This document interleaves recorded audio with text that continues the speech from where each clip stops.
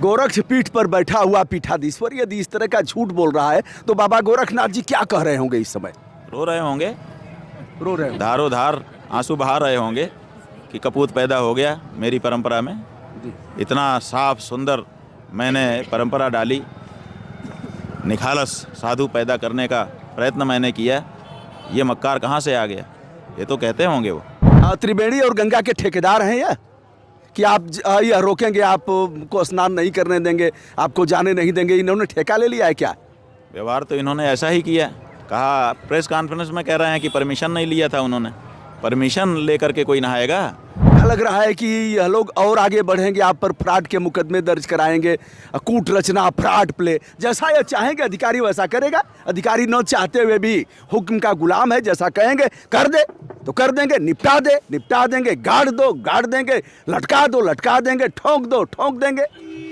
बिल्कुल, जितने शब्दों का प्रयोग आपने किया ये सब की संभावना है और हम मानसिक रूप से सबके लिए तैयार हैं, ये भी आपको बता दें। एक भी ब्राह्मण, एक भी वैदिक नहीं बोला कि खबरदार नरेंद्र मोदी जी हम यह पूजा नहीं कराएंगे।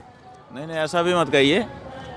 हमने तो बोला था, कम से कम एक में हमको तो गिनिए। नहीं, हम गिन रहे हैं। हाँ, ऐसा नहीं है कि किसी ने नहीं बोला। आपको अलग थलग करके कहा। अभी हिंदू धर्म जो है उसमें विनय न मानत जलधि जड़, गए 3 दिन बीत, बोले राम सकोप तब, बिनु भय हो ही न प्रीति। 3 दिन पूज्य शंकराचार्य जी को आज शिविर से बाहर जहां पुलिस ने किया था वही अनशन पर हैं। उनका दम्भ खत्म होने का नाम नहीं ले रहा है। एक बार आते कहते कि गुरुदेव गलती हो गई, क्षमा करिए, खेद प्रकाश करता हूं, तो महाराज श्री उन्हें क्षमा कर देते, लेकिन वह क्षमा मांगने के लिए तैयार नहीं है। सत्ता का दंभ, सत्ता का अहंकार और सत्ता की निरंकुशता जिस तरह से देखने को मिल रही है। पूज्य शंकराचार्य जी, मैं तो सुबह से ही आया हूं और यहाँ पानी टपक रहा था, इस जो छोटा सा टेंट लगा हुआ है, और पूज्य गुरुदेव यहीं बैठे हुए हैं। शिविर में जाकर के अलख जगा रहे थे, गाय को राष्ट्रमाता घोषित करने के लिए। यहाँ जितने शिविर हैं, यह इच्छा हुई कि हर जगह जाएंगे, अलख जगाएंगे, लोगों को संकल्प देंगे। गायें कट रही हैं, धरती पर गायों का खून गिर रहा है, और गाय कटवाने वाले 2 बाबा, राजसत्ता और धर्म सत्ता, दोनों सत्ताएं गाय को माता मानने के लिए तैयार नहीं है। मुस्लिम तक कह रहा है कि गाय को राष्ट्रमाता घोषित कर दीजिए, जिसमें हमारे गाजीपुर के सांसद अफजाल अंसारी जी भी हैं, लेकिन उसको नौटंकी करार दिया जाएगा। गायों से चंदा लेंगे और फिर चुनाव लड़ेंगे। गाय जिसके रोए रोए में एक एक देवता का वास है। पूज्य गुरुदेव हमारे साथ हैं, विनम्रता के साथ मैं प्रणाम करता हूं, और क्षमा उनको क्यों नहीं कर देते आप? पहले उनको पाप बोध तो हो, उन्होंने जो किया है उसका बोध तो उनको। अगर नहीं हो रहा है तो मुनके क्षमा साप से भारी। बात यह है कि जब तक उनको पाप बोध नहीं होता है तब तक क्षमा करने का भी कोई अर्थ नहीं है। अच्छा, अगर बोध नहीं होगा, अंत तक नहीं होगा, अहंकार और बढ़ेगा। नोटिस आपको दे दी गई है, आगे चल करके वह, आपने जवाब भी दिया है अधिवक्ताओं के माध्यम से, आगे चल करके वह फ्रॉड का मुकदमा दर्ज कराएंगे। सत्ता अहंकारी है, सत्ता निरंकुश है, सत्ता तानाशाह है, सत्ता अपने आगे किसी को समझेगी नहीं। सत्ता के शीर्ष पर बैठा हुआ प्रदेश का मुख्यमंत्री अपने को राजनेता और धर्म नेता दोनों मानता है। तो ऐसे में महाराज श्री, आपका धर्म क्या कहता है? ऐसा है, हमारा धर्म ये कहता है कि परवाह मत करो, सत्य धर्म के लिए जो जरूरी है वो करते चले जाओ, किसी प्रकार के दबाव में मत आओ, जो सच है उसको कहते चले जाओ। तो हम सच को कहते रहेंगे। क्या होगा इसका निर्धारण ईश्वर करता है, मनुष्य नहीं कर सकता है। इसलिए, और सत्य जो है उसमें भी ताकत है, असत्य जो है उसमें भी ताकत है। सत्य की ताकत और असत्य की ताकत में अंतर यह है, असत्य की ताकत परेशान कर सकती है, लेकिन सत्य की ताकत पराजित कर सकती है। तो अंत में पराजय उन्हीं की होगी जो असत्य के पक्ष में रहेंगे। महाराज श्री गोस्वामी जी ने लिखा है, फूला ही फल ही न बेत, यद्यपि सुधा बरस ही जलद। अगर अमृत की बारिश होगी तो भी बेत न फूलेगा, नहीं फलेगा। मूर्ख हृदय न चेत, जो गुरु मिले ही बिरंच सम। ब्रह्मा जैसा गुरु भी मिलने पर मूर्खों को ज्ञान नहीं होता। मैं उनको मूर्खों की कतार में शामिल करता हूँ। लोग कहेंगे हम निष्पक्ष नहीं हैं, लेकिन मैं आपके साथ जुड़ा भी हूं। गाय हमारी राष्ट्रमाता है, मैंने गायों की चरवाही भी किया है, गायों के साथ जीवन जिया है, गायों को कटते हुए देखा है, गायों को, जिंदा गायों को बनारस में ही कुत्तों को नोचते हुए देखा है। इसलिए मैं कहूंगा, डंके की चोट पर कहूंगा। ऐसे में महाराज मूर्ख हृदय न चेत, जौ गुरु मिले ही बिरंच सम। ऐसा है कि ये तुलसीदास जी महाराज ने कहा जरूर है ब्रजभूषण जी, और बिल्कुल सही कहा है, लेकिन समझाने का अंतर होता है। तो जो समझदार होता है उसको वाणी से समझाया जाता है, और जो वाणी से नहीं समझता है, जो गुरु मिले ही बिरंची सम, बिरंची भी आके समझाएं और नहीं समझेगा तो उसको परिस्थितियाँ अपने आप समझा देती हैं, फिर वो अपनी अकड़ के कारण वो अपने अस्तित्व से विहीन हो जाता है। तो क्या यह अहंकार टूटेगा उनका? इतिहास में ये आप बार बार देखेंगे कि सत्ता जब जब अहंकारी हुई है तब तक उसका पराभव हुआ है। तो अपना अहंकार ही उनको ले डूबेगा। या तो समझेंगे तो सुस्थिर रहेंगे, और नहीं समझेंगे तो पतन हो जाएगा। अहंकार समझने देगा उनको? अहंकार जब जब नहीं समझने देता है तब तक पतन होता है, तो पतन की ओर उन्मुख हो जाएंगे वो। हाँ? कब तक आप रहेंगे ऐसे? हम तो अब हैं, जीवन भी बीत जाए तो क्या है, हमारा चेला भी इस टेक को निभाएगा अगर सच्चा चेला होगा। क्या लग रहा है कि यह लोग और आगे बढ़ेंगे, आप पर फ्रॉड के मुकदमे दर्ज कराएंगे, कूट रचना, फ्रॉड प्ले, जैसा यह चाहेंगे अधिकारी वैसा करेगा? अधिकारी न चाहते हुए भी हुक्म का गुलाम है, जैसा कहेंगे कर दे तो कर देंगे, निपटा देंगे, गाड़ देंगे, लटका देंगे, ठोक देंगे। बिल्कुल, जितने शब्दों का प्रयोग आपने किया ये सब की संभावना है, और हम मानसिक रूप से सबके लिए तैयार हैं। ये भी आपको बता दें कि बता तेरे अंदर कितनी कला है, जो पैंतरा वो चाहें आजमाएं। हम तो सत्य सनातन, देखिए हिरण्यकशिपु ने एक पैंतरा थोड़े बदला है, पहाड़ से गिराया, पत्थर में पिसवाया, पानी में डुबाया, ये किया वो किया, सब किया, आग में जला दिया। और प्रहलाद जी की क्या नीति थी? राम राम राम राम, बस शांति से आंख बंद करे राम राम राम। तो जैसे उनके सारे पैंतरे प्रहलाद जी के सामने फेल हो गए, उसी तरह से हम भी प्रहलाद नीति का अनुसरण इस मामले में करेंगे। शासन तत्ता जितना भी अत्याचार अन्याय जिन भी तौर तरीक़ों से करना चाहे वो करे, हम प्रहलाद नीति पर चलते हुए अपना काम आगे बढ़ाते रहेंगे। महाराज श्री, अभी मूर्तियाँ तोड़ी गई काशी में, मणिकर्णिका अभी तोड़ी गई? कब से तोड़ी जा रही? कब से तोड़ी जा रही? कब से तोड़ी जा रही? कितने मंदिर तोड़ दिए गए, कितने हजार मूर्तियाँ तोड़ी दी गई। 264 मूर्तियाँ तो थाने में, लंका थाने में रोज़ हमारे द्वारा पूजा आज भी की जा रही है। मुकदमा दर्ज हुआ है, वो आज भी वहाँ पर पूजित हो रही हैं, क्योंकि वो मुकदमा का माल है उनकी दृष्टि में, कानून की दृष्टि में। तो ये तो जब से ये लोग आए हैं तब से इन्होंने तोड़ना शुरू कर दिया है। औरंगजेब के समय में मूर्तियाँ तोड़ी गई थी या नरेंद्र मोदी के समय में तोड़ी जा रही हैं? इसके बीच में कहाँ तोड़ी गई मूर्तियाँ? आप कालखंड उठाकर देख लीजिए, इतिहास में दर्ज है। या तो औरंगजेब आदि के समय में, और या तो अब नरेंद्र मोदी जी के आने के बाद मूर्तियाँ तोड़ी जा रही हैं। लाखों मूर्तियाँ तोड़ दी गई देश में। उसके बाद भी सत्ता पर लोग आसीन कर रहे हैं, जय जयकार कर रहे हैं। इसके मूल में क्या है? क्या सत्य कहीं और है और लोकमत कहीं और है?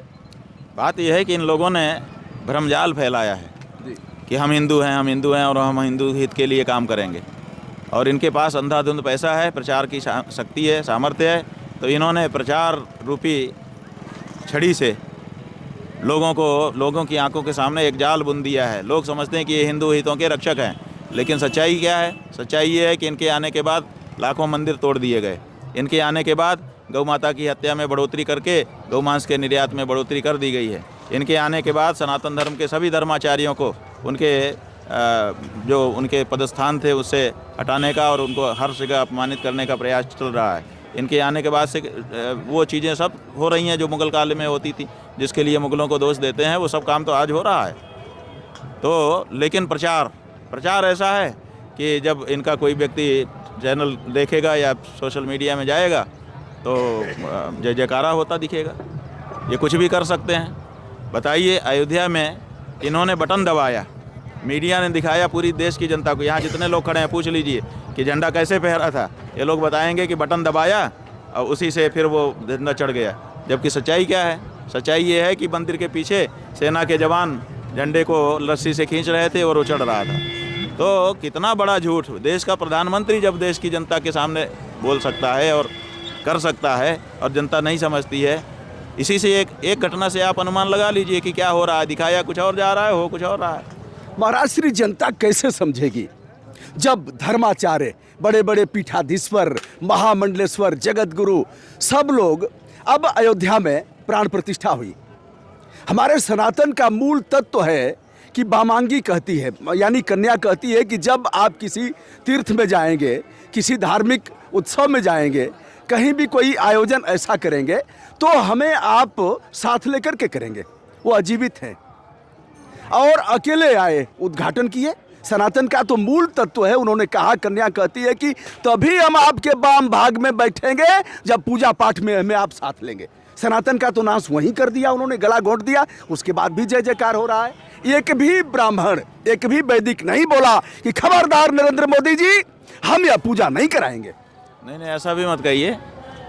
हमने तो बोला था, कम से कम एक में हमको तो गिनिए। नहीं, हम गिन रहे हैं। हाँ, ऐसा नहीं है कि किसी ने नहीं बोला। आपको अलग थलग करके कहा। अभी हिंदू धर्म जो है उसमें कोई तो है बोल रहा है, इसलिए कोई भी नहीं बोला ऐसा नहीं है। किसी ने आवाज़ उठाई थी और बाकी सब लोग जो आवाज़ नहीं उठा सकते थे उन्होंने हमसे कहा था कि ये बहुत अनर्थ हो रहा है, हम तो क्या करें, बोल नहीं पा रहे हैं, लेकिन आप बोल रहे हैं, आप ही में हम समाहित हैं। तो हम ये सनातन धर्म की सच्ची जो आवाज़ थी वो उस समय भी उठी थी, बिना किसी परिणाम की परवाह किए उठी थी। त्रिवेणी और गंगा के ठेकेदार हैं यह कि आप यह रोकेंगे, आपको स्नान नहीं करने देंगे, आपको जाने नहीं देंगे, इन्होंने ठेका ले लिया है क्या? व्यवहार तो इन्होंने ऐसा ही किया। कहा, प्रेस कॉन्फ्रेंस में कह रहे हैं कि परमिशन नहीं लिया था उन्होंने। परमिशन लेकर के कोई नहाएगा? देखिए, हिंदू धर्म के घर में जन्म लेने मात्र से, हिंदू माँ बाप से जैसे ही बच्चे का जन्म होता है वैसे उसको प्रयाग क्षेत्र में, तीर्थ क्षेत्र में आने का और गंगा यमुना में डुबकी लगाने का जन्मसिद्ध अधिकार हो जाता है। तो उस जन्मसिद्ध अधिकार को भी ये हटा रहे हैं, कह रहे हैं हमसे परमिशन लो तब नहाओ। ये कहीं ना कहीं तो ये दिखा रहे हैं कि हमारा ठेका हो गया है, हम ही हैं, हमारे सिवाय कुछ नहीं हो सकता, बिना हमारी अनुमति के कुछ नहीं हो सकता।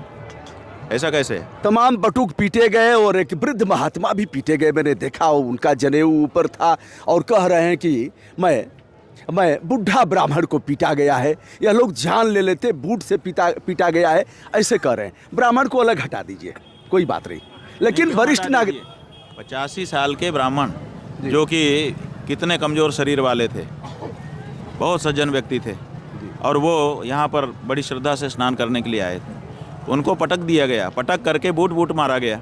और वो जो वीडियो आपने देखा होगा उसमें तो थोड़ी सी बात है, उनको उनके चेहरे पर भी बूट मारे गए, उनके गले पर भी बूट मारा गया, उनके छाती पर, उनके गुह्य स्थानों पर भी बूट मारा गया। वो तो भगवान की दया से बच गया वो। तो ये कैसे उनको छोड़ दें? उनकी तो सबसे ज़्यादा याद आ रही है।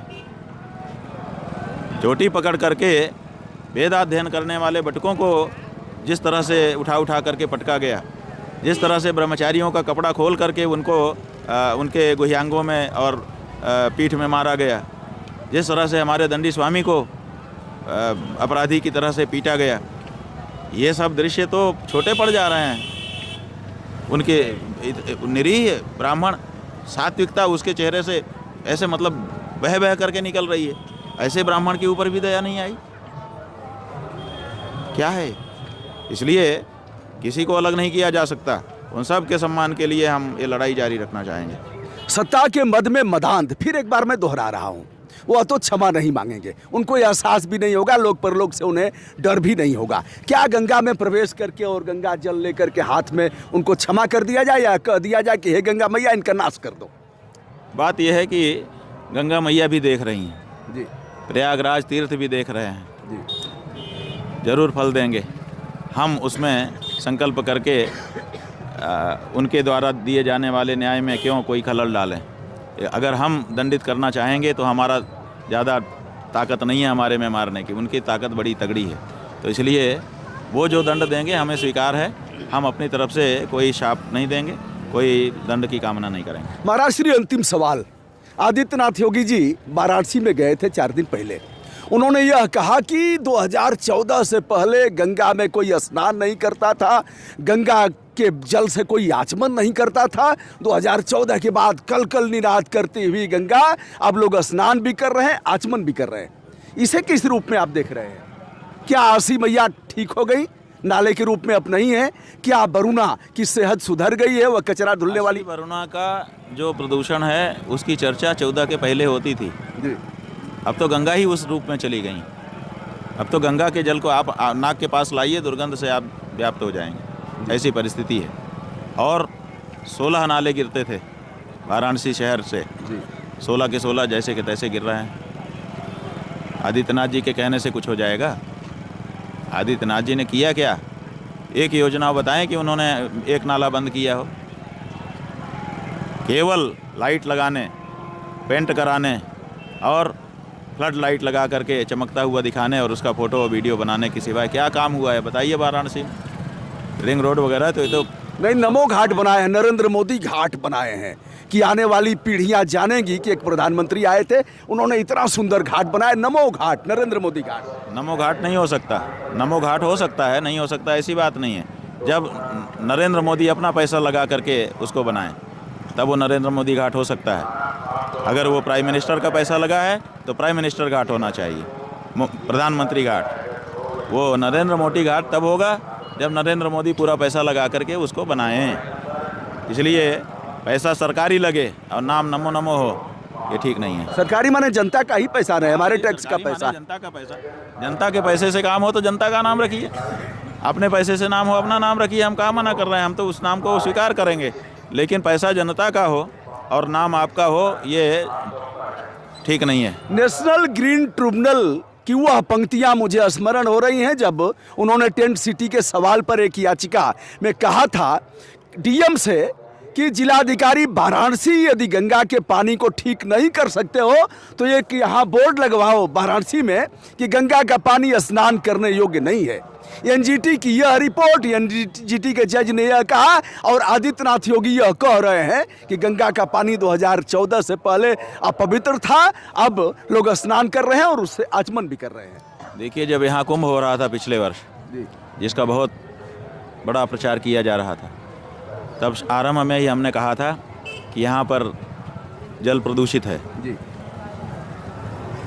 इसके लिए ऐसा आरोप अगर गलत है तो भी और सही है तो भी मॉनिटरिंग का एक लाइव सिस्टम होना चाहिए। जी, आप प्रतिदिन 3 बार 4 बार जल का परीक्षण करिए और उसकी रिपोर्ट सार्वजनिक करिए। इन लोगों ने नहीं किया और बाद में रिपोर्ट आई, एनजीटी ने ही कह दिया कि लोगों को जिस पानी में स्नान कराया गया वो विषैला था। तो अब विषैले पानी में लोगों को नहाने के लिए मजबूर कर रहे हैं और कहते हैं कि हमने तो स्वर्ग से गंगा उतार दी आपके लिए। क्या किया जाए? बिल्कुल झूठ, सफ़ेद झूठ बोलने के लिए ये लोग आदी हो चुके हैं और जनता की आंखों में जो नशा है उसके कारण जनता भी मान ले रही है। गोरक्ष पीठ पर बैठा हुआ पीठाधीश्वर यदि इस तरह का झूठ बोल रहा है तो बाबा गोरखनाथ जी क्या कह रहे होंगे इस समय? रो रहे होंगे, रो रहे होंगे, धारो धार आंसू बहा रहे होंगे कि कपूत पैदा हो गया मेरी परंपरा में। इतना साफ सुंदर मैंने परंपरा डाली, निखालस साधु पैदा करने का प्रयत्न मैंने किया, ये मक्कार कहाँ से आ गया? ये तो कहते होंगे, वो ज़रूर कहते होंगे। मक्कार को दंड मिलेगा, सबको मिला है। देखिए, ये नियम है, अवश्य में वो भोक्तव्यम कृतम कर्म शुभाशुभम। जो आपने शुभ अशुभ कर्म किए हैं उसका फल आपको भोगना ही पड़ेगा, भोगना ही पड़ेगा। जब आप यमराज के सामने जाएंगे तो वहाँ मुख्यमंत्री की हनक नहीं चलेगी, बुलडोजर लेके नहीं जाएंगे। वहाँ तो आपने गलत किया है तो आपको गलती के लिए नरक की सज़ा मिलनी ही मिलनी है। वही तो हम कह रहे हैं कि 4 दिन की चांदनी फिर अंधियारी रात। आप जो अभी 4-5 साल के लिए 10 साल के लिए मुख्यमंत्री पद पे बैठे हो, समझ रहे हो कि बहुत कुछ मिल गया, फिर जाने कितने वर्षों के लिए नरक भोगना पड़ेगा उसका भी तो विचार करो। क्योंकि हिंदू धर्म में लोक परलोक दोनों का विचार किया जाता है। गाय के मांस का व्यापार करने वाले लोगों से जो चंदा लेते हैं और चुनाव लड़ते हैं उनसे कितनी अपेक्षा की जाएगी वह तो समय बताएगा।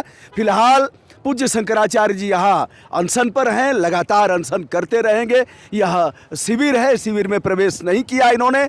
जहाँ तक पुलिस छोड़ करके गई थी यही वह पालकी है जिस पर केवल एक व्यक्ति यानी पूज्य गुरुदेव बैठे हुए हैं। इतनी ही जगह लेकर के यह जा रहे थे, रोक दिया गया, पैदल जाओ, उतरो यहाँ से, कैसे जाओगे। दुर्व्यवहार किया गया, मारा पीटा गया। यह अपमान जिससे पूरा देश आहत है। पूज्य गुरुदेव यहीं बैठे रहेंगे, तब तक बैठेंगे जब तक। नहीं, ऐसा है कि हम अनशन पर नहीं हैं जी, हम तो अपनी टेक पर हैं जी।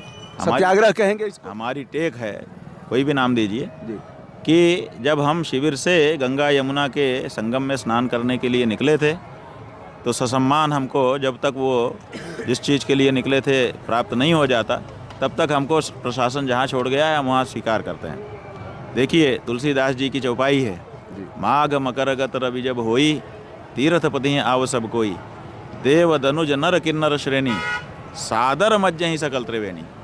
सादर शब्द उसमें लगाया है तुलसीदास जी ने। यहाँ केवल स्नान करने का मामला नहीं है, जिसका जैसा सम्मान है उसको उस सम्मान से स्नान करने का मौका यहाँ मिलता है। ये इसमें रहस्य है। तो आपने सम्मान खंडित कर दिया, इसलिए ससम्मान स्नान कराइए, और जब तक नहीं कराते हैं तब तक हम बैठे हैं। हमारा सम्मान फुटपाथ पर बैठने से घटेगा नहीं और सोने की अटारी पे चढ़ने से बढ़ेगा नहीं, क्योंकि हमारे यहाँ सम्मान इससे बढ़ता घटता नहीं है। हमारे यहाँ सम्मान धर्माचरण से घटता बढ़ता है। अगर हम धर्माचरण करते रहेंगे तो जहाँ हैं वहीं हमारा सम्मान बढ़ेगा, और अगर हम अधर्म के आचरण पर चले जाएं तो कहीं रहें घट ही जाएगा। तो क्या यह देवासुर संग्राम जैसा है? बिल्कुल उसी का एक लाइव डेमोन्स्ट्रेशन हो रहा है, समझ लीजिए। देवासुर संग्राम ही हो रहा है। क्या रावण रथी बिरथ रघुवीरा, देख विभीषण भयो अधीरा। तो क्या रावण रथी बिरथ रघुवीरा, उनके पास सारा कुछ है, वैभव है, पुलिस है, फोर्स है, डीएम है, डीआईजी हैं, एसएसपी हैं, जिससे चाहेंगे आपको उतार देंगे, बटुकों को पीटेंगे, मारेंगे। देखिए, हमको हमारे धर्म ने बताया है कि संसाधनों से नहीं संकल्पों से सिद्धियां मिलती हैं। रावण के पास संसाधन थे और राम के पास संकल्प का बल था, और अंत में विजय राम की हुई। इसलिए सनातनी जनता, धर्म के मार्ग पर चलने वाली जो जनता है वही जीतेगी, दूसरा कोई नहीं जीत सकता। दोस्तों, पूज्य शंकराचार्य जी ने हमें समय दिया है, विनम्रता के साथ मैं प्रणाम करता हूँ, आशीर्वाद लेता हूँ। और एक मिनट जी, ब्रजभूषण शरण जी, हम आपको भी धन्यवाद नहीं अभिनंदन करना चाहेंगे, क्योंकि हमने आपकी रिपोर्टिंग देखी है। आपकी रिपोर्टिंग बहुत अच्छी होती है। एक बार तो आपने गौशाला की एक रिपोर्टिंग की थी, और उस गौशाला में जो गायों की हालत थी, उस रिपोर्टिंग को देख करके हम भी रो चुके हैं, और आपके अंदर वो करुणा हमने देखी है कि केवल आईना बन करके जो दृश्य है उसको दिखा देना आपकी पत्रकारिता नहीं है, बल्कि दृश्य के अंदर जो भाव हैं उन भावों को भी आप आत्मसात करते हुए चलते हैं, और यही आपको पत्रकारों की भीड़ में एक अलग स्थान देता है। आपका खूब अभिनंदन है। बोल जगत गुरु शंकराचार्य भगवान की।